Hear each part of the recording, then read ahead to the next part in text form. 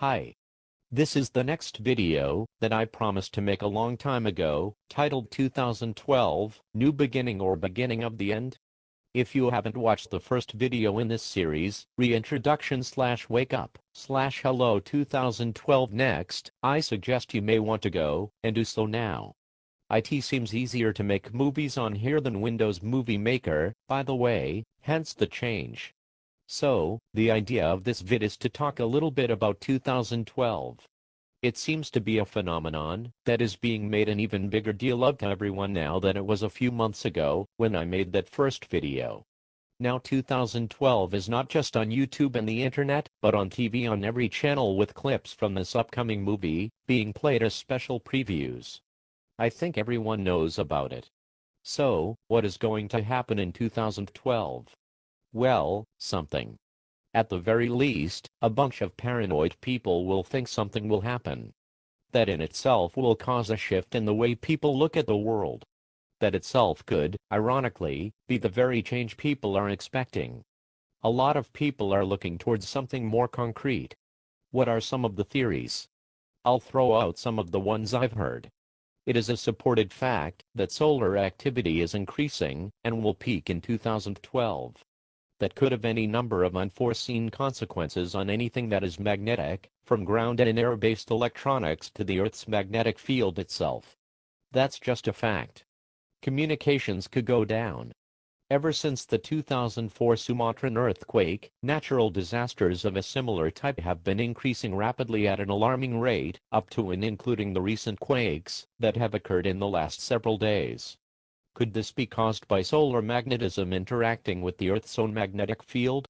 I'm not qualified to say yes or no, but I can make the guess. Could the poles shift? Maybe.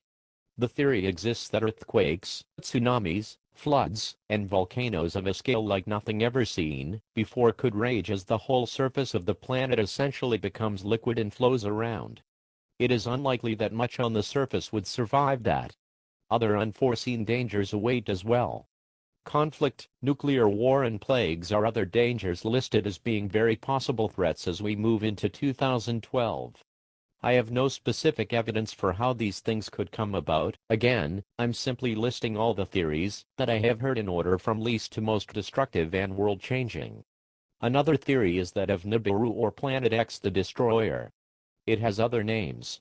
Essentially, a rogue planet on a very long orbit that comes periodically bearing alien evil, called the Anunnaki, will emerge into our sky to wipe us out around 2012. Maybe. Again, I don't know for sure. Then there is the whole situation of the New World Order and all that. Maybe they will use 2012 as a time to put their agenda in place and wipe us out.